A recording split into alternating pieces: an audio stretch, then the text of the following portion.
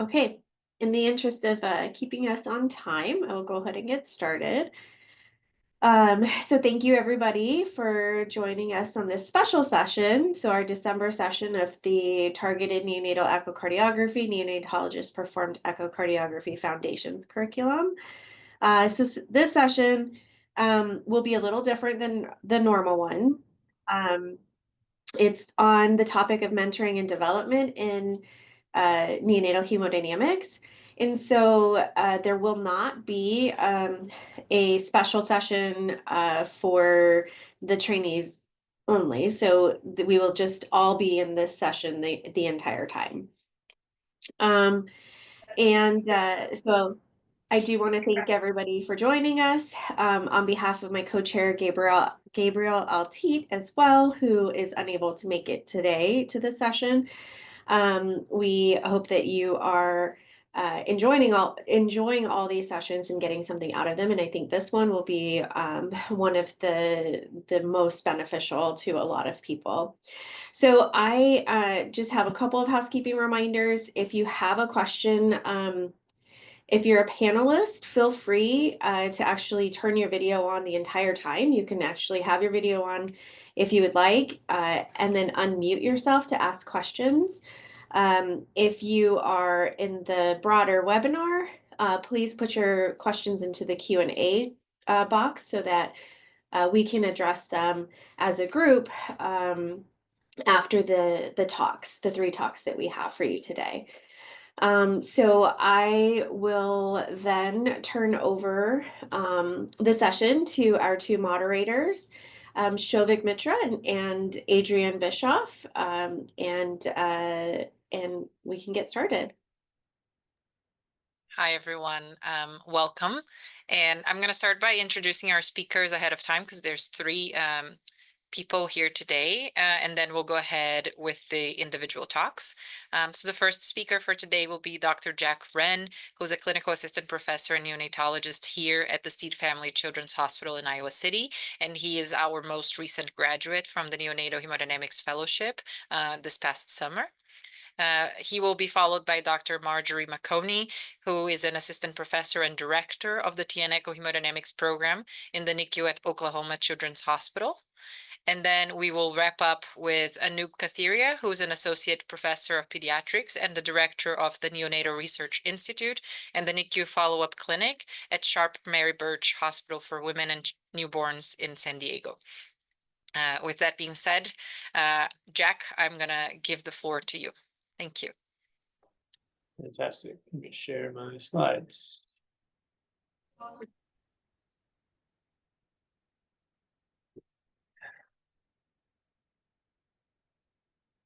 Actually, we're seeing the wrong one. Let me try this again.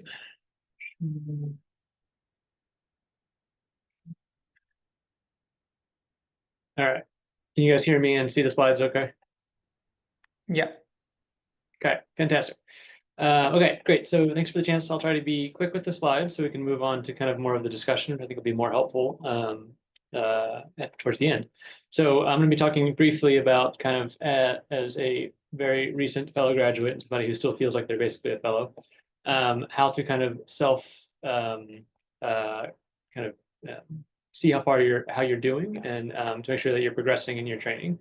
So these slides are kind of designed for somebody that's doing a typical 12-month hemodynamics fellowship, but recognizing that there are multiple ways of kind of achieving this training. So while a lot of these slides allude to the 12-month period, like I said, the general kind of idea can be applied to however one is pursuing their hemodynamics education. So again, recognizing that this is kind of looking at the 12-month model, this is kind of how I think most of us would view the general trajectory of the kind of the focus of your training on a time-based approach. So as has been alluded to both in the T&E guidelines and in other talks similar to this, right, the early part of the T&E education is predominantly it's muscle memory and physical based, as in you're learning how to physically hold the probe, where to put it, how to get the image, and then tied tightly to that is measuring of the echoes. Now, this is recognizing that in some places you may be able to, as even before you start your hemodynamics training, you might be able to be measuring echoes in a research-based setting, but that's not true for everybody. So for many people, learning how to scan and how to measure will happen kind of side by side at the same time. And that's really going to be the focus of the first, really 6 months of training. While the arrow ends here at 6 months, right? We're always learning, we're always getting better at scanning. So I'm not saying that by 6 months you're going to be done learning how to be a good sonographer. But this is kind of for primary focus. Once you've started to kind of get, and this is as everybody's on here that knows as a trainee, once you've started to kind of get a hand of, what do the certain views look like? What are the planes that we're trying to achieve? Relatively early, you'll start moving into focusing more on initially the assessment, right? So how do you incorporate the pictures you get and the measurements that you have into a diagnosis? And then tied to that is then how do you incorporate into your assessment how to manage the baby? And this is going to provide kind of what I would consider to be kind of the meat of the fellowship, right? The first part is you're learning the scanning part, but right, the main component of training is not to teach you how to be a sonographer, it's to teach you how to use that information to develop a treatment plan for the patient. And then the final portion of training, whether it's your last 3 to 4 or 5 months, is using all that information, but learning how to do it in a consultant role, and then ultimately practicing independently while you're still a fellow, so that when you do move on, whether internally like I did or externally like others have done, like Marjorie will talk next, of how do you actually practice this independently while you still have some oversight and chances to learn. And then I've included here at the bottom just kind of reminders that throughout the whole process, it's important, one, to always be focusing on professionalism. When you have time, academic productivity, but wellness is critical. This is an extra year, it's a long process. Make sure that you're taking care of yourself throughout this process. So for each of these little ones, I'm going to go briefly through kind of how, what is the general trajectory and how to know if you're progressing well. So again, the first one is acquisition and measuring. So wherever you are, focus on your protocol. In general, this is going to follow the accepted T&E protocol that's in the T&E guidelines that were recently revised. Although every place might be a little bit different in their order, but whatever the protocol is, that should be the initial focus. Whenever you're able to do the scans, practice, as in get your hands on the probe and go scan babies. That's probably going to be healthy patients early on. If you're working with the cardiology department in this process, Echo Lab is a great place to do this, right? They have a lot of relatively healthy babies that are coming in for scans, so it's a great way to get used to scanning babies. And then simulators, if you have them, are useful, but it's most helpful to be actually scanning babies. So image whenever you're able to. Ask for help when you have trouble getting a view, right? So in the beginning, you're going to be just focusing on getting the certain planes and certain views that we're targeting. Everybody learns differently. I learned very early on that if somebody grabbed my hand and got the image for me, that did nothing for me. I needed them to kind of, it was more helpful for me to tell me how to get the view better, rotate counterclockwise, fan upwards, that kind of thing. Them just moving their hand to get the image didn't help me. Others of my colleagues, they learn very much by having somebody kind of guide their hand to the right area and they get a feel for what it looks like. So you will learn as you're going through this process what's helpful for you, and make sure you advocate for yourself of what's the best way that that helps you to learn. And in the beginning, it sounds kind of counterintuitive, but to me it made sense, is that target perfection early on, right? You're scanning healthy babies. You've got a certain time frame, depending on your center, that you're going to be scanning these babies in. You should be trying to be perfect early on, because the goal of the scan at that point is not to have an acute answer, an acute diagnosis. Your goal is to get good at the image, and so do everything you can to optimize the image, as opposed to trying to go as quick as possible. We'll talk about that later, about when eventually you'll move quicker. But in the beginning, focus on getting your pictures strong. The functionality component comes with time. So how do you know if you're progressing? Milestones are going to be key. A large component of this will be keeping a logbook. So if you're not already, keep a record of the babies you scanned, their weight, how long it took you, and what view you got to, and what amount of time. Because that's ultimately going to be the best way to know how you're getting there. Now, again, the time component, it is an important piece, but in the beginning, focus less on how long it's taking you and focus more on optimizing and getting the right images. Once you feel good that you're able to obtain the images, then it's important to start looking at the time component. The final goal by the end of training is that you should be able to do a complete T&E in ideally 15 to 20 minutes is our overall target. Assessment, right? So remember that while in the beginning of training, and I felt the same way last year, everything I was focusing on was my image views, the quality of the images, and how quickly I could do the scan. It wasn't really until about this time last year I started realizing that, okay, I'm not just a sonographer. I need to be focusing on other components. Knowledge acquisition. How can you improve yourself? So read's on here twice because it's very important, but it's incredibly hard to do because this is a hard extra fellowship and it's hard to find the time, but it's incredibly important. So find the time to read about the patients. The lectures that are like these that are online are great chances. You can put them on. Whenever I was driving, I would put these things on YouTube and listen to them when I was driving. And then any review sessions that you have in your training. Be systematic in your assessments, as in no matter how boring it is, always go through kind of the full presentation and always think through the patient. And create a differential diagnosis, because again, it's very easy to focus on one diagnosis and to have diagnostic inertia. So a way to kind of continue to challenge yourself, even if it's a somewhat quote, boring case, is try to think of what else could this be, even if it seems straightforward. How do you know if you're progressing? Review sessions are important, where you have a chance to present to your faculty, especially in a group setting, where people can get a feel for your differential diagnoses. And then again, recognizing when a diagnosis might not be clear, or when you're able to recognize that based on this echo, this could actually be one of two things. To me, that's kind of that key transition where you're starting to see the broader picture. Management, this is tied very similar to assessment, but I did divide it up here. So when you're presenting, always have a plan, right? Never just present and say, okay, this baby has pulmonary hypertension. Always have a plan, even if it's a complex baby, even if you're wrong, it doesn't matter. The most important part is that you're thinking through it and coming up with a plan.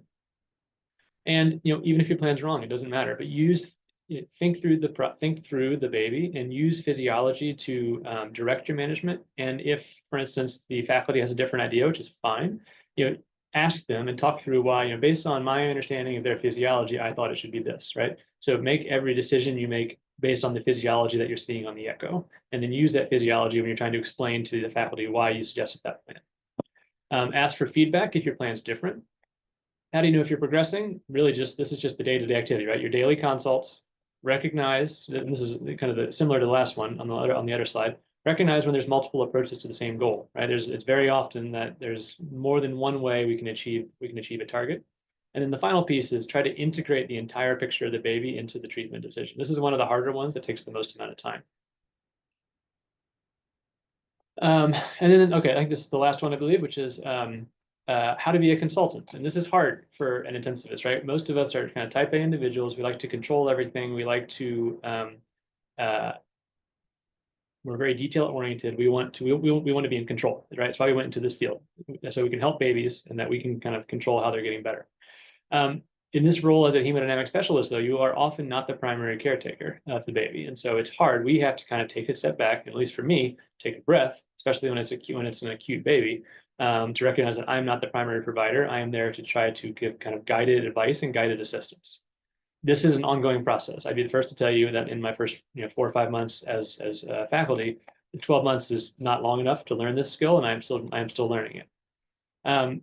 Integrate the concerns of the primary team into your report, as in, what you may be worried about may be very different than what they are worried about. And if what you are saying to them is not addressing their worries, you're going to run into issues where they disagree. And disagreements will happen. Again, kind of tie back to remember that physiology in our field is king. And if you can link physiology to the argument you're making, an intensivist is going to understand it.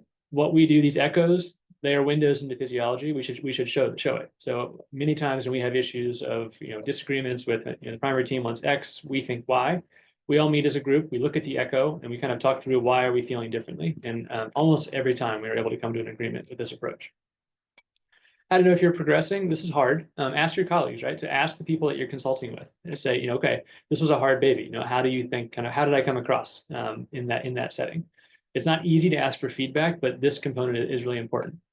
Again, getting feedback from, it's kind of the same thing, from faculty, from the primary team, and then from nurses too. I found this to be very helpful. And then we've been talking about trying to come up with a simulation setting for kind of these difficult encounters. We don't have it yet, but it's something that we're working on. And this is my last slide, which is just kind of summarizing these points, which is that progressing through training, it's a natural progress, but it's not easy. So feedback is kind of king here. It's hard to ask for feedback, but it is very important. At least for me, it was. So utilize feedback, but the most important part I would say is seeking it out. Read about your cases. It's very easy to kind of fall into the trap of you see the same thing so many times, but recognize that each of these babies is unique, and so especially when you have interesting cases, try to find a paper or an article and mention it at the next. Be kind to yourself. This is a hard training program, but this is a very powerful tool we have to help babies. But just remember to take care of yourself as well, because this is a very time-consuming process.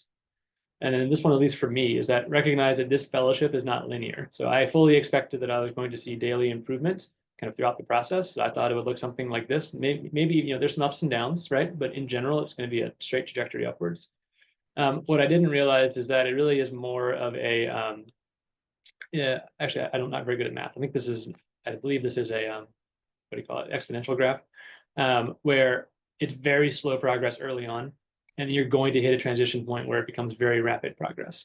And it can be very frustrating when you're on that flat part of the curve, but I promise you the rapid improvement process is coming. And this kind of graph, I would say it applies not just to the scanning component, but also to the management and the interpretation. And so, be kind to yourself, but recognize that there's a reason why it's a one-year fellowship, and you're going to get there. So I think that's all I have for my component.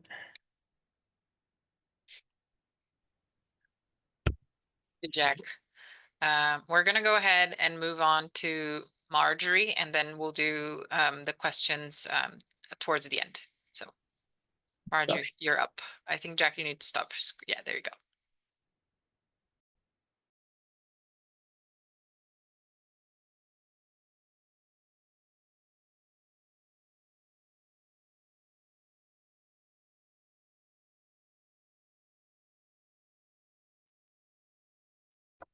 Can you see my slides?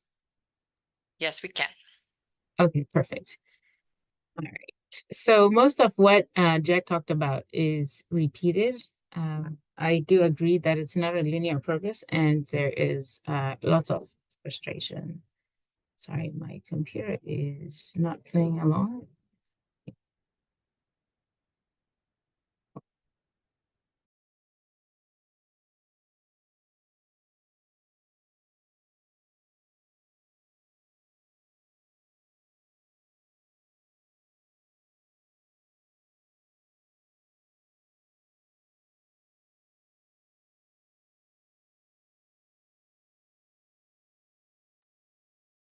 All right, sorry about that. Looks like my computer froze. Can you see? Oh, there you go. So as you begin to think about starting a neonatal hemodynamics program, so I think we've established that you've gotten your training, as Jack has talked about, and you're trying to progress through and start your own program at your institution. Not everybody has the opportunity to be in an institution that already has a program that's already going, where you can insert yourself and keep going.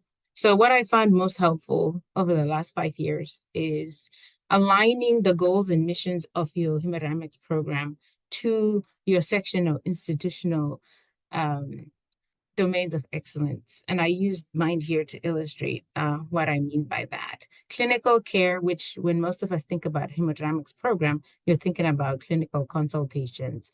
There has to be a component of education, research, as well as community engagements. And this is not linear, again, neither is the training. The implementation is also not linear. You can start at any point of those domains, whatever they are, to ensure that you maximize whatever resources that are available to you. When I started mine, we started with community engagement. That's where we got funding for the machine. And then next came research, and then education and clinical care. It was kind of the last component to start, but it was all within rapid succession of each other. And in education, what Jack was alluding to, nurse education at the bedside, what are you doing? Why are you getting another echo in this baby? You just got one in the morning. Educating your RTs, having a lecture series for the fellows, with a chance for the neonatologists to attend, also having some sort of didactics where cardiology is involved, and then your nurse practitioners and PAs. And then the enhanced clinical education, clinical decision-making process, that is something that you continue to work on from fellowship throughout pretty much the entire career, working on image acquisition, working on interpretation of the physiology, and incorporating that into, like Jack said, the concerns of the primary team. And as far as contributing to evidence-based guidelines and protocols, that could be within your own institution as part of a research collaborative, which we have through this forum, and also making sure that you're participating in QI initiatives, both hemodynamics standalone or in conjunction with other QI projects that happens. For me, we had a small baby golden week protocol that we started, and I was heavily involved in the hemodynamics aspect of that, which was very helpful because then people keep hearing from me, seeing me, and knowing that I am there. And then clinical and translational research doesn't have to be translational. Clinical research is very helpful in keeping up your skills. And then grant funding to support that research mission. So this is the good part, the best part of this presentation, where you're wanting to establish a hemodynamics program, but you're not entirely sure exactly what's required and what strategies you're going to employ to get this done. What I learned over my 5 years is that way back in the beginning, before I even went for the training, I really should have created an SBAR. And an SBAR is a document, can be 1 to 2 pages, that talks about the situation, which is, I want to start a hemodynamics program. You have an executive summary. You talk about what it is in layman's terms. Then you have a background, assessment, and recommendation. And this will help you outline and help you also kind of figure out what resources you're going to need when you're done with training and you come back. Nevertheless, here we are, lessons learned. And then after you've done an SBAR, you present that to your NICU leadership, and that is going to be your medical director and your section chief. These people are going to be extremely important for the program, extremely important for you to be able to be successful. A business plan is more in-depth, and it's very many pages, and it has a budget. And the budget, you have to be able to convey what kind of machine you need, what kind of resources you're going to need, space, time, people, as well as any other extra things that you may not necessarily thought of. For the hospital administration, your section chief and your medical director are the ones who are going to present this SBAR to the hospital administration so that they can get that background process started. When you start this process, just the training alone is very intensive. So you will be focusing more on that. And you absolutely do need those people in the background to kind of help get the projected costs and the budget and everything, software, technology, resources that you need in the background while you're getting your training done. And then once you're done with your training, absolutely importantly, you have to do a pre-implementation survey. And this is a short survey that you can send out to faculty within your institution to really tease out where you would be of most help, where the gaps are as far as echoes done by cardiology and yourself. Where do they see you fitting in? Sometimes it's extremely helpful. In my case, it was very helpful to figure out, and also asking within your survey what they think about serial echoes, because sometimes it can be a little bit of a struggle there. Sometimes you have to do 2 echoes a day, 3, hardly more than 4 usually, but usually 2 a day. And just getting it out in the beginning that there is this sometimes requirement that we do follow-ups. And then collaborations with pediatric cardiology. So your relationship with pediatric cardiology is going to change throughout the course of this life, from training to implementation and while you sustain your program. And you have different iterations of this relationship. In the beginning, you're looking more for training relationship where you work with them to keep up your skills. And then when you come back, you work with them for implementation. And that has many different phases. And I'll talk a little bit more about that in personal and collaborations. As far as equipment that you need before you start is a dedicated echo machine. And dedicated echo machine that lives in the NICU, where you're not going to be having fights, or not necessarily fights, maybe, and you won't have as many opportunities to have your hands on the machine. You need multiple probes of different frequencies. You're going to need ultrasound gel. I found that sterile single packets are the most useful, and gel warmers in whatever form you can find that. You will need a dual monitor desktop computer with a tower, and usually the vendor of your post-processing software company will tell you the specifications that you need for that. If you have funds available, a simulator is absolutely a fantastic tool, as Jack mentioned. And then you will need to work out workflow. And workflow, I put it in equipment because it needs many different resources for that to become a reality. So you need to figure out from consult order to consultation note in your EMR.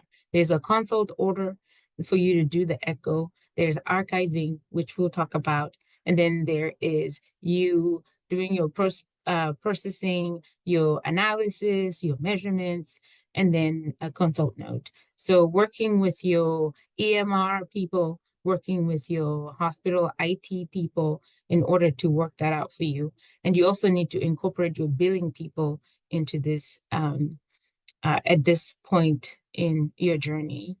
What I found out was I was not entirely sure who owned the echo machine. And then when I came to figure out, it was during the process of setting up billing that I was not able to bill with current machine because it was acquired for research. You can use it for clinical, but every institution has this set up differently. So make sure you know the workings of your institution. If you use philanthropy to get this machine, who owns it? What are the limitations for use? In some places, you cannot use a research machine for clinical. And in some places, clinical machines, you have to pay a nominal fee in order to do research. So it's very important to have that all figured out way in the beginning. And then as far as image storage, once you've utilized your standardized image acquisition protocol, you need to have some sort of software to help you with immediate playback.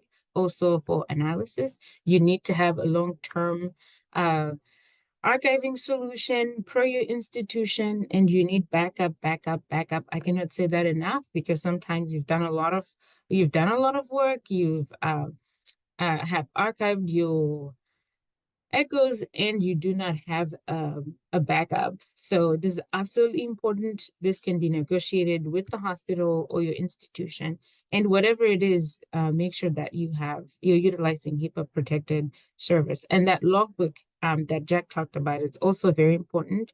You use it to record your progress, to record how many of these echoes you've done. Sometimes you might need that to show a variety of cases you've done. And also, early on, as soon as you start with your logbook, make sure you record somewhere in there if your recommendations were followed, so that if you go back and you're doing your performance matrix, that you can always use that information.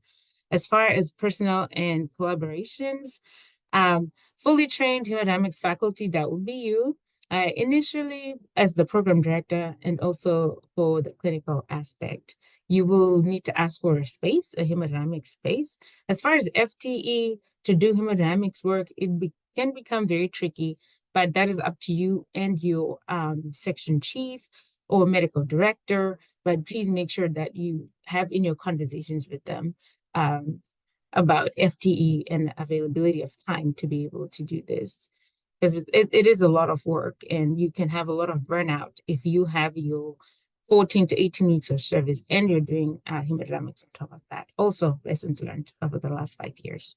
Then, like I said, your collaborations with cardiology will change over time. In the beginning, Echo Lab for training, and then research and clinical consultations.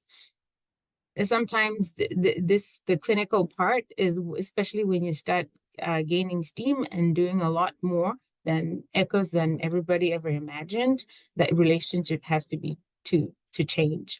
Usually you start off with one cardiologist who you work with, but over time, especially when you're ramping up your clinical work, you need to have at least 2 to 3 cardiologists who are familiar with your protocol, the hemodynamics protocol, so that for billing, currently as it stands, they have to overread your echoes so that the hospital can bill. And then again, when you're working on long-term storage and archiving, you work with cardiology, but always from the very beginning when you're setting up, especially clinical service. And then updates, scheduled updates to your section chief medical director. If you are asked to present to hospital administrators, then you do that too. Performance metrics for your neonatologists and also for the institution.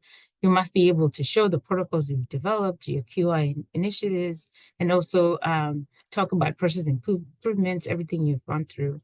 And collaborations with other institutions are also very important for research and also for protocols, adaptation, and whatnot.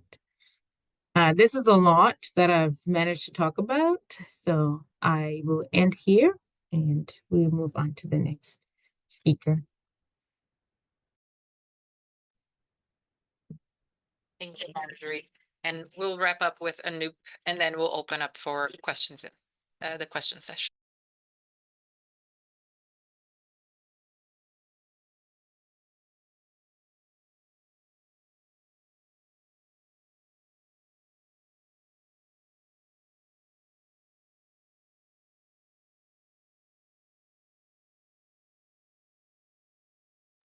Sorry, I realized I was on mute. Okay, I'll try it again.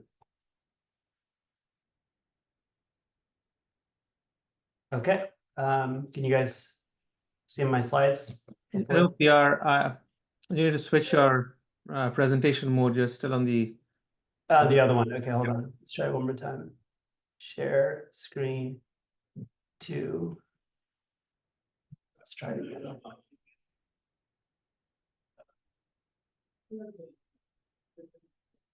Is that better, Souvik? Maybe. No, still the same. All right, try it again. I will get this right. Let's try that. Okay. Yeah. Got it? Hopefully. Yeah, if you want to go to present, slideshow. Okay, Yeah, there we perfect. Got it. All right, thank you guys. Sorry for that. And I don't have very many slides. And one disclaimer is I have never given a talk like this, so I apologize if it's a little bit all over the place. But I was asked to talk about how to be a successful research mentor. I don't clearly think I'm there yet, but maybe in a perfect world, what all of you who are probably a combination of trainees and maybe junior mid-level faculty that are trying to become mentors or are seeking mentorship. I'll probably throw in a lot about what sort of I went through as a trainee and how I sort of sought mentorship and how I view being a better mentor to some of the trainees I'm working with now. And then the other disclaimer, just as I sort of talk about this, is, I am a neonatologist, but I work in a private institution that doesn't give you sort of protected time to just do research projects per se. So I'm sort of going to define research in more of like the tougher scenarios where, you as a neonatal hemodynamics researcher, you might be looked at as skeptics, and how are you going to get research time, and maybe how that sort of grows into something that can be fundable and can truly protect you. I really love the talks by Jack and Marjorie because they highlighted sort of creation of programs, but I do think it's going to be imperative for some of you that if you're not getting this support, how do you are able to get studies that can actually get funding and then protect yourself when you're competing with other researchers that are doing a variety of different topics. So this is the agenda, really talking about really a combination of fellows, which in my mind are kind of one category, and then junior faculty, which is that bridge from moving towards a newly trained fellow that maybe has the tools to do T&E and study it, but then how do you sort of take that further as a junior faculty person? I did hear a few prior YouTube talks that talked about QI and retrospective studies. I don't think you need a lot of input for those types of things, because you could do that at any point. And then, definitely willing to talk to people at some point, which is something I'm very passionate about, are, study design, trial designs, et cetera. But that's not going to happen in this talk today. So with that, just a couple of slides here about first on fellowship training. Again, I think if I had to do my fellowship all over again, I probably would have ended up trying to go to Iowa because that's a very structured, regimented program. But interesting for me, and I guess I'm going to be dating myself here, in 2007, in the United States, there weren't any programs that were advertising doing hemodynamics research. But in San Diego, Tina Leone, who's one of my mentors, and I have some photos in here, had just come back from Australia training with Nick Evans and Martin Gluckow, and really was the first person to sort of advertise that, hey, would any fellows be interested in learning echocardiography? And we've changed the names over the years from functional echocardiography to TNE, et cetera. But at that time, I was very excited, and I thought I was not interested in research, but I loved echocardiography. I was debating between being a cardiologist or a neonatologist, and had already started to learn a little bit as a resident. And I thought, okay, great, I'll learn how to do echocardiography, and I can really understand physiology. And I thought that was the career path to go on. And when you're learning to do echocardiography in a fellowship that doesn't have this dedicated year, right, that Iowa, and now I know other programs are doing, you're trying to do that in combination with all your other clinical duties. And if learning echocardiography is something you really want to sort of undertake and eventually do research on, I strongly would encourage you then to find a way to create your one research project.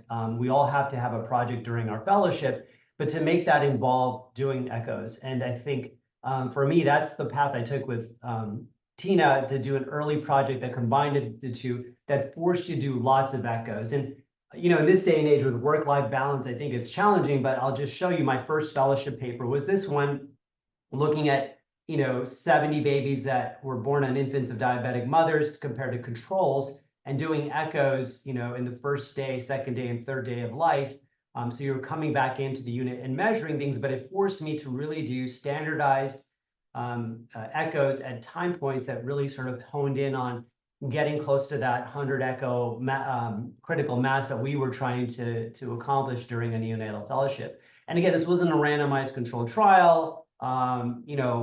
Journal Perinatology is a great journal, don't get me wrong, but it does take some of these more cohort studies that you can sort of do and accomplish. And then my first year as a junior faculty person, I did a similar study again, looking at giving surfactant, but comparing an echo right before it, 10 minutes after, and an hour later. Again, very labor intensive, but it forced you to do lots of echoes over, again, a short time frame. And again, I say this because at a fellow level or junior faculty level, this is fine. But again, these aren't projects that are going to get any level of funding. You just have to get support from your division. And again, keep going back to Iowa, I think that may be a place where you can continue to do these types of studies, but it's going to be a struggle, I'll tell you, going into a private community hospital like myself or other universities where you're not going to get a lot of protected time to be able to do prospective cohort studies. So that's sort of my first bullet point. Is probably a little controversial, or some people may disagree with me, which is fine. But this is something, even as part of the neonatal hemodynamics core, I've really pushed as far as in the research arm, we have to not get stuck in this hemodynamic trainee trap, where all we're doing in our entire career is getting these cohort studies, which can get published and maybe are really novel and insightful, but they will never lead to strong independent funding. And I'm a firm believer that if you want to protect yourself and you love doing research, you have to focus on what are the types of things that will be intervention-led or randomized, that you can look at different measures that are then going to lead to some sort of improved outcome or improved care for these. And so as a mentor, putting the focus of this talk on is when I'm leading mentees into projects and they get that, the two big ones that many mentees I try to encourage are the Thrasher Young Investigator and the Neonatal Resuscitation Program These are small focus grants, but I'm really trying to push them into doing something that will then bridge to independent funding. And so cohort studies are not the way are going to sort of get you to that point. You need to sort of take that next step. And so if there's one take home, I would say for most of you here that are trying to get to become researchers, is to try to get to the point where you can take some of this cohort data that you're using and lead that into something that can turn into a fundable study, something that's either interventional or randomized. And as part of that, we just heard 2 good talks about all the training and oversight and supervision you need to get quality echocardiograms. Now, if you really want to move into doing clinical research, I do think that fellowships are inadequate to train people to do clinical trials. And so as mentors, we need to encourage additional training. So I'm giving you one example in San Diego. That's a program we have called the Clinical Research Enhancement Training Program. I wish I had taken this program more seriously as a fellow. Half the time we were running around post-call getting these in. When I was about 5-6 years ago, I just turned 40, so I'm dating myself here. I was looking into what else I could do to get to that next level in terms of becoming a better clinical trialist. And so I had a Zoom call with Haresh Kripani. Many of you know him. He's a great trialist, had done 4 large RCTs in neonatology. And he encouraged me that because of COVID, now you could go and get a master's in clinical epidemiology at McMaster's. And so some of you may have heard of this, but it's very few US people, but for those in Canada and international, McMaster's is one of the leaders in training for clinical epidemiology. A lot of the great leaders in biostatistics have come from there. And there's a little link there at the bottom, which we can share, but you have to go and learn how to do quality research by getting that additional training, how to write protocols properly, how to learn some basic biostats that allow you to understand the methods, sample size, and things that you want to do. And I think that comes alongside. So again, I know the topics was on hemodynamic research, but to become a researcher who's going to do clinical trials, you need to go and get that additional training. This has been really revolutionary for me, just understanding not just from my mistakes, but how to get some additional help and support when you need to go out and do studies. And so then the sort of next step is then once you've gotten some training is how do you then design your research project, right? And so I have my mentor here, Neil Feiner, who's my division chief, is now retired. Interesting, there's a mnemonic called the Feiner mnemonic that when you're sitting down with your mentee and you're going over the type of trial that you want them to apply for and to be able to design, to look at this sort of mnemonic where is it feasible, right? We have lots of great questions and ideas, but it might be something that's very esoteric or very hard to go and do. Maybe there's not a lot of good equipoise. You want to go back and study, for instance, one failed example I had was I was trying to study early caffeine research and look at the hemodynamics of giving it, early in the delivery room versus on NICU admission. And what happened was caffeine moved into something that all babies get now at birth. So it didn't become feasible anymore. There was an equipoise around it. The big one, though, for many of us is what's interesting. What is something that in your day-to-day care when you're caring for patients, it can have nothing to do with hemodynamics, but it's a topic you're interested in, then you can apply. Well, how does that change with the physiology for this patient? So pick an interesting topic. The N for novel is really important, particularly here in the US with NIH funding, but certainly whether you're in Canada, Europe, or other countries, when you're applying your own government body, it has to be something that is new or novel or that has never really been studied properly.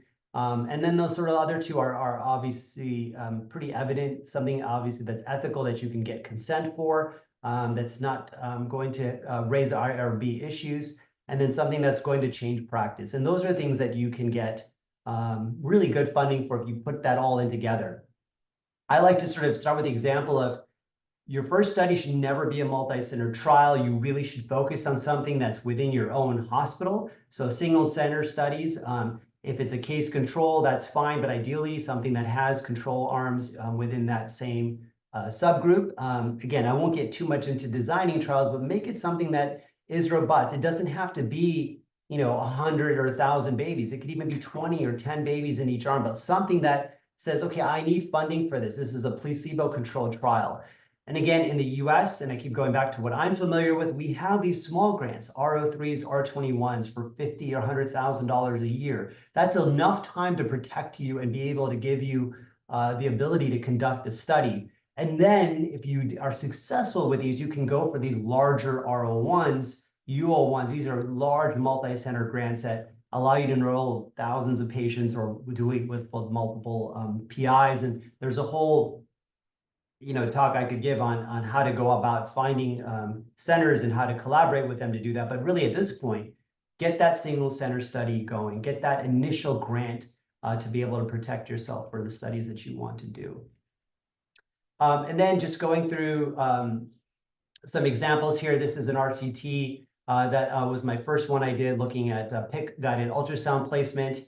And then probably after that, I moved into ways to improve hemodynamics in babies, and I looked at cord management strategies. So started with a cord milking trial and sort of went from there to do other studies in that space, which has sort of become a niche for me. And then the last couple slides I had here were just like on how to become the right mentor. You need to find other mentors to sort of cross-pollinate what you're doing. It's not just within your institution. I just picked these three gentlemen that were early on in influence in my career. The first person on the left is Gary Cutter, who's a brilliant biostatistician at University of Alabama.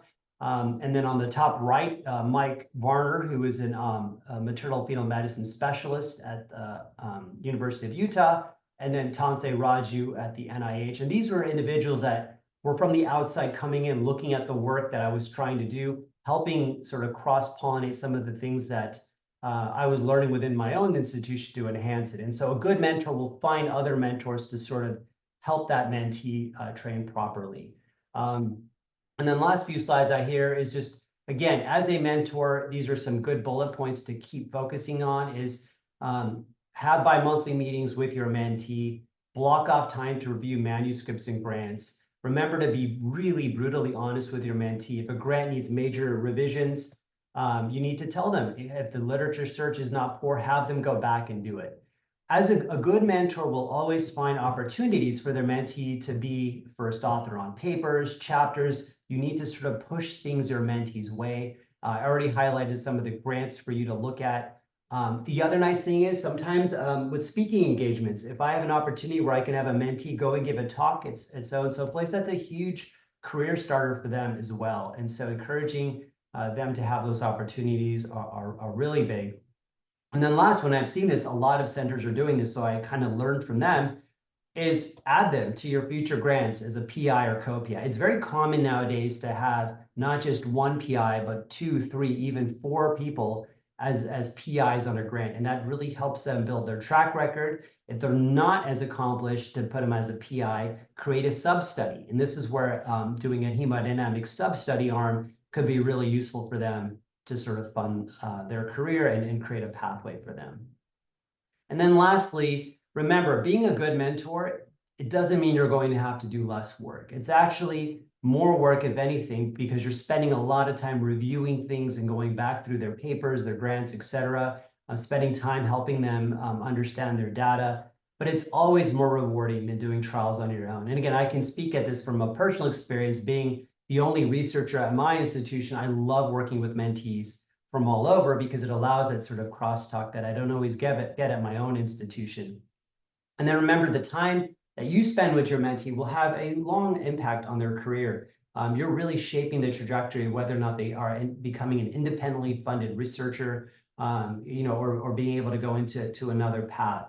And then learning how to co-mentor is really key. So working with other investigators at other institutions is a great way to accelerate your mentee's success. So I don't even know how far over I did, but here's my email contact. If anybody has questions or looking to collaborate, I'm happy to sort of help along the way. Thank you.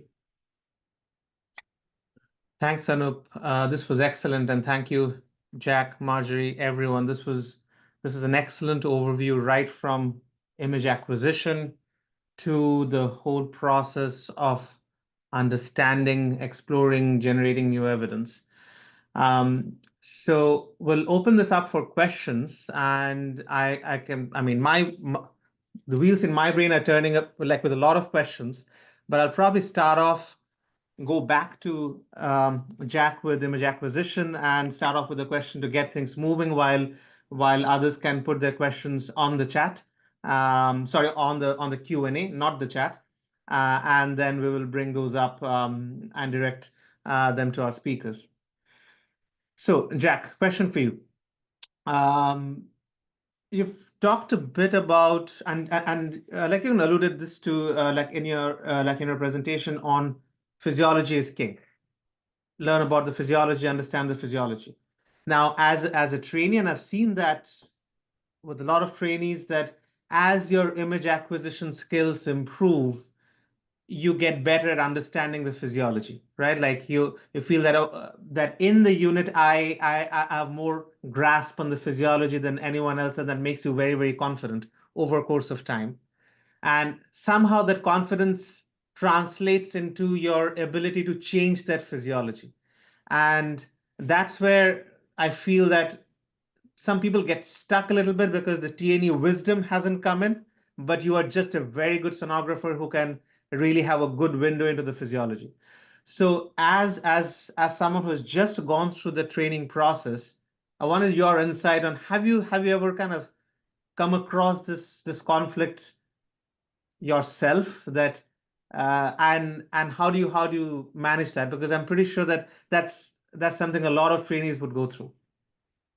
Yeah, I think it's a great point. And I think probably all of us, if we're willing to admit it, have gone through that or are still going through it, at least in my case. So I think on one piece, you can be, even when you're in that kind of phase where you're a talented sonographer, you can get images, you can get information in physiology that others can't. It's also it's useful at that point, even just to report that information, right? You might be working with an experienced neonatologist, an experienced intensivist who doesn't necessarily do echoes, but they're very knowledgeable about disease pathogenesis.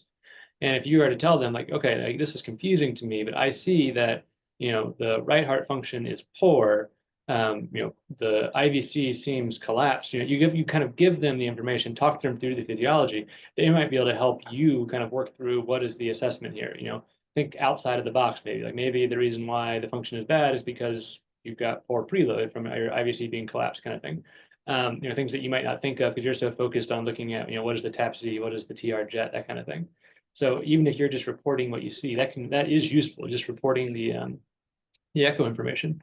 And the other piece that I think is a component, I don't know how to draw a graph on here, but I remember somebody teaching me in my original NICU fellowship that this kind of NICU training curve where it's on the x-axis is time and the y-axis is like kind of comfort level, and it rapidly increases on your training phase, and you very quickly, within a couple of months, hit a peak of being like, I feel pretty good at doing this kind of NICU stuff or hemodynamic stuff. And then as you do it more, the comfort level goes down because you start realizing that, okay, well, yes, I feel comfortable at managing like 80% of things. It's that 20% that terrifies me, right? And it's the 20% that I don't want to miss. And then you only start to see, and it goes down for a bit, and you only start to see that comfort level improve again, and it improves much slower over a longer period of time. It's that kind of gradual improvement where you realize, you start to recognize you don't know what you don't know, kind of thing. And that takes time. And so I think kind of to your point of, I think as you head into the second half of fellowship training, for those that are doing it this year, you start to hit that valley where you felt really comfortable at managing PDA, at managing acute pulmonary arterial hypertension. You do hit a kind of a phase where you start to question yourself and ask more questions, which is good. You should. But verbalize that to your faculty and recognize that comfort level, it is going to build back up again. It just takes a little bit more time. Yeah. And I guess you're referring to the Donning-Kruger curve. Probably, yeah. I don't think it was anything magical that they did. Yes, yeah.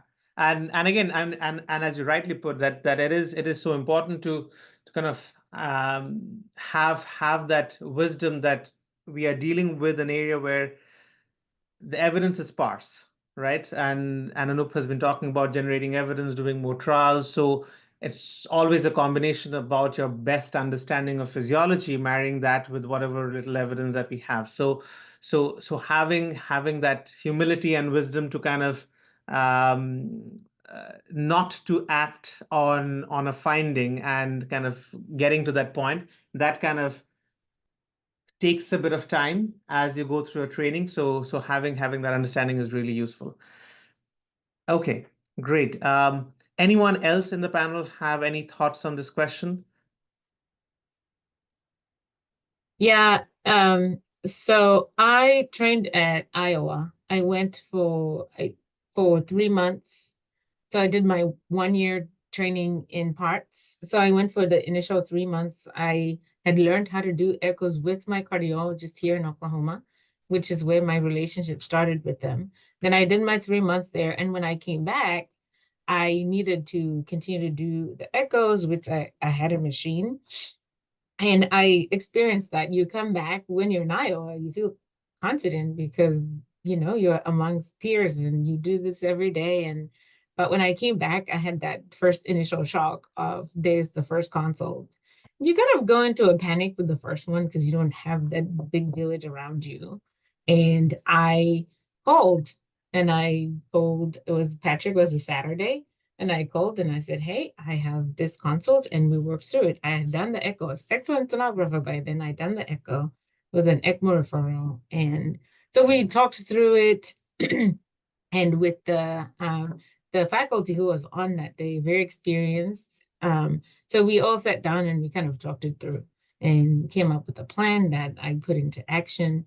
And baby didn't end up in ECMO. But, you know, wherever you do training, you always have that lifeline of calling those people that you may not have anyone in your center that you feel you can have this sort of a conversation with. But, you know, over time, you learn to leave your ego at home, is what I say, and come to work knowing that you may not know everything yet. Even at 5 years later, I still call Iowa sometimes to talk through cases. I have other people I talk to just to talk through the cases, make sure I'm not missing anything. So, you know, that opportunity to reach out to other people is always there. And don't ever feel like it's been so long, I should know everything. If you get to that point, then you're in trouble. So. Great points, Marjorie. Adrianne, you want to tackle the couple of questions? Yeah. Yeah. I'm going to go for one of the ones that are on the chat from Efren Diaz. He was recently here with our team here doing the observership experience and realized how imperative it is to be immersed in the training. But in terms of people who are going into private practice as a junior faculty, what are people's recommendations for establishing these skills over not that one dedicated year, but for a longer period of time if there's no capability of doing the dedicated fellowship? Maybe Marjorie, you can tackle that first because you did that kind of that pathway. I did that, yes. I think when you go to your new institution, the important thing is, if you don't already have your contract, is to make sure that's one of the things you negotiate with your new boss, that you want to do this program and can they give you some time to do it, and work out whatever will work out for you and for them to carve out a path for yourself. Start having those relationships with cardiology pretty early. In the beginning, I did not have a dedicated machine, so I worked with cardiology. They helped me with echo image acquisition. I worked very closely with echo techs. You know, you kind of become friends with everybody, and they're able to help you. And then once I had figured out I wanted to do the fellowship, I carved out a pathway, talked to my boss. I'm in academic institution, so maybe it's a little different. I can speak to the private part, but I think the concept is the same. Let them know what you want to do, figure out how you're going to achieve that together, and then work with cardiology. Figure out wherever you go training, which is most only Iowa for now, or where is it? Chalk. If you're gonna go there, make sure you figure out a way to maximize your family situation, because you know, most of us are a little older and we have children. So figure out what will work best for your family and how you can come up with a schedule with your training institution to keep you going. And the other thing that Dr. Anup said was find a research project that you work with cardiology. Usually if you work with them, they're most likely to let you use an echo machine to do the project together. So that would be another great place to keep your skills up, and then just negotiating those sort of arrangements with your boss.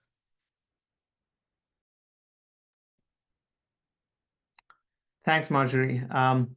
I'll probably move on to a question for Anup on the research aspect of things. And I really liked the way you kind of said that you can marry your research goals with your image acquisition goals in the early part of your training by picking a project where you're doing lots and lots of echoes and it's a research project. And I've been thinking that now with a lot of focus on the trainees needing to do QI projects, is there a way to have a quality improvement work and marry that to your goal of doing lots of echoes and reading lots of echoes and integrating the two together? Oh yeah, no, I think that's absolutely true. I'm sure quality improvement projects like monitoring line placement or doing regimented scans for ductal patency, et cetera. I'm sure there's things you can do, and I think the fellowship requirements are no longer where you have to do a research study. You're right. You could probably do a QI project and be successful. And I don't mean to knock QI. There's definitely implementation science that can go and get funding. But one thing I just want to make sure I drive home is that unless you're going to become a medical director in a unit and get protected time that way, very few units. And again, aside from I think Iowa is such a supportive environment because you have a chief that is a hemodynamic researcher, but most hospitals, it's hard to carve it out, and I think Marjorie, you were able to negotiate that at Oklahoma. I think that's fantastic, but I just want most people to realize when I've had trainees go out and go back and try to get time to do echo or having time to come when they've been up all night and do some additional scans or be the one consultant, that's hard. And so I think you need to find ways to fund yourself. And I think that's where most QI won't get you funding that way. But I think if you can, do projects where you can eventually become an independently funded researcher, you probably are going to be more successful. But I know your question was just about QI, marrying that during fellowship. Absolutely. I think that's very feasible. Oh, perfect. Thanks, Anup. Mm-hmm. Along those lines, I'm going to tag on to Jack, who is our most recent graduate from a program. And Jack, what do you think how do you think that research can be incorporated? What do you gain or not from doing it while you're in the midst of training? And what are some of your tips or practical advice for the other listeners on how to achieve that in a meaningful way? Yeah, for sure. It's hard to do, and especially at least in the kind of the 12-month training thing that I said I was kind of describing for the most part. It's probably a little bit different when you're doing the more extended duration training. It's hard to find time. Like I said, the 12-month training, kind of the more formalized one, here at Iowa and like other programs in Canada, it's busy. You don't have a lot of free time. It's very immersive, which is great for training, but it is hard to be academically productive. So, but at the same time, I think find a project that is, you can find one that's achievable and find one that you're passionate about.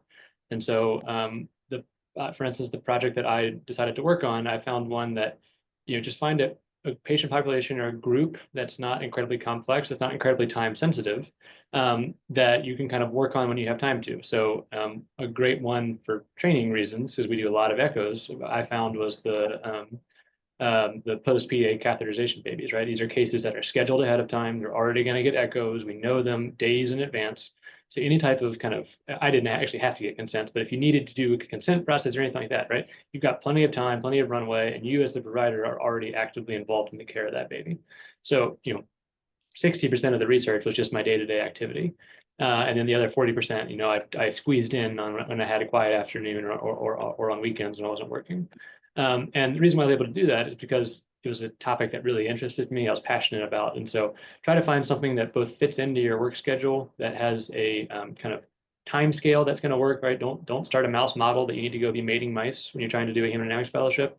I tried doing that in my NICU fellowship, it didn't work, right? So find something that's achievable, that you're passionate about, and something that's small enough that can be done in that time period. So you're not going to be doing a randomized, prospective trial as your first trial when you're in your during fellowship training, but you can find something to kind of get you started and hopefully serve as a preliminary data for kind of your next step when you start your next part of your career. Thanks a lot, Jack. So we'll just switch topics a little bit and kind of move into the nitty-gritties of someone starting off fellowship program. So going back to Marjorie. So there was one question in the Q&A about simulators. You're back to your own unit after training and you want to buy a new simulator. So any suggestions on simulators and also recommendation on the Echo machine for someone who's just starting off? So for the simulators, there is exactly 2 that I personally know about that I have looked into. There's the EchoCom that comes from Germany. I think it's a two German engineers. University of Iowa has one of those. And then there's another from Shahab Nouri, actually, here in the United States. And the cost is north of $30,000. So it's a significant investment to have those type of simulators. And they come with a computer with the software in there, and you're able to do many different views. But it's a significant investment. And as far as a machine, the Echo machine, what I ended up doing was getting the very same one that University of Iowa had. That's what my then section chief decided would be the best. So I wouldn't have to come back and relearn a whole new machine. So I just got the same one. It's a Vivid E90. They've upgraded it to an E95 now, but that's what I have, an E90. And I just started using that one. I had talked in my little presentation about getting software for post-processing and analysis and measurements and extra measurements that you might need. GE also has EchoPack, which is their analysis software that you can buy. It doesn't come with the machine. It comes on the machine, but if you want to do extra measurements, then you can utilize that. But those are not the only ones, just depending on the budget. GE is kind of top of the line. It's the most expensive one, but they're cheaper options. You may have to go with whatever your cardiologist use. If the hospital or institution is willing to get an extra one of those, or any one of the older ones that cardiology is giving up because they've upgraded, any machine that will work 2D color, tissue Doppler, then you can pretty much use those. And Philips has machines that are pretty good. Before I had settled on GE, I had to have 3 vendors per university policy to come in and show off the machines. So there were 3 different options. There are other vendors whose machines, and they'll tell you honestly that their machines are not very good for small hearts because of the very fast heart rate. So Philips and GE tend to be the better options for our patient population specifically. So that is kind of where I started with that. But it's a significant. Just today, I asked for a new code for a GE to upgrade from to an E95 for the clinical part, and it's about 150,000 after 50% discount. So it's quite a significant. I see some smiles over there. But you don't have to buy a brand new one. You can also get a demo. And demos are usually at the end of the year. The companies, those machines that they take out to show at different institutions, there's that opportunity to buy those. And those are deeply discounted as well. So there are many different options. Just talk to whatever vendors are affiliated with your institution and see what is the best option. Perfect. Thanks, Marjorie. Those are important insights for anyone who's kind of finishing their fellowship and going back to their own institution. So on that note, I mean, not every institution would have the capacity, at least to begin with, of what Iowa has or some of the other bigger centers would have. So for you, what in your mind, what's the critical mass that is needed of T&E trained people to run an independent hemodynamic program, and what do you do if you haven't reached that mass yet, if you're just all alone? Man, that's a loaded question. I'll try my best to answer it. So what I found when I came back, so I got time to go and learn and come back, and then the institution changed. And now if you're doing clinical work, if you want to do research, you have to have funding. So I ended up getting funding for research. So that gives me a little bit of time to then do my clinical consultations, and research all as one blog. But when you get to about 250 echoes by yourself, it's doable. But unfortunately, for whatever reason, the consults always come when you're in service because people see you and they're reminded that you're around. So that's when you end up getting the bulk of your consults. And then over time, I noticed the closer you get to 300 a year by yourself, it becomes very heavy. It's a lot. There's a lot of burnout. Then I got lucky that Pearl Tresene was graduating from University of Iowa, and she came to join me here. So about 400 between the two of us a year is absolutely doable. And these are 400 individual patients with many repeated echoes. So sometimes we can do a little bit more than that. But 400 for two people without the structure that Iowa has, where they have protected time to do the clinical service, it is about enough. To have an independent, fully functional, somebody's always available program, you need at least 3 people. Because when Pearl and I on vacation, which just so happened last week, both of us were not here, there was no hemodynamic service. And then I came today and I have 5 consults to do. So it becomes quite a challenge when you have to be over 400 for 2 people. So 3 is absolutely perfect to have a sustainable hemodynamics program. Wonderful. Thanks, Marjorie. I would say 3 is the minimum. and then you build on that. Yes, it is. Yeah, I was wondering, Anup, like if I place the same question to you, like in a private institution, how would you navigate this, like a similar challenge where you're just 1 or maybe 2, and you are in a big center, an 80-bedded center? Yeah, just your thoughts on that. Yeah, I mean, so full disclosure, we don't use the consultative model. I think it's mostly driven by, you know, if the neonatologists are capable of that. We have 3 people that can do it, 2 others other than myself. And so when they're on service, they'll perform it, and when they're not, they don't. So I think it doesn't really help the bigger thing. And you could probably do a whole session if you guys want to at some point at comparing the 2 models. I think some of you here on the call know that there was that one paper that tried to outline some of the differences, and I know Patrick wrote a rebuttal to that. It might be a great discussion point. Whereas, where are we going? Is it truly a consultative model, or is it a, you know, the neonatologist caring for the patient, him or herself is the one doing it and driving the management? And I think there's pros and cons of both. So without getting into it too much, yeah, I don't think we have the critical mass. There are babies that don't get it, unfortunately, in my unit, when we're not on service, that are just managed looking at the monitor. So yeah. Yeah.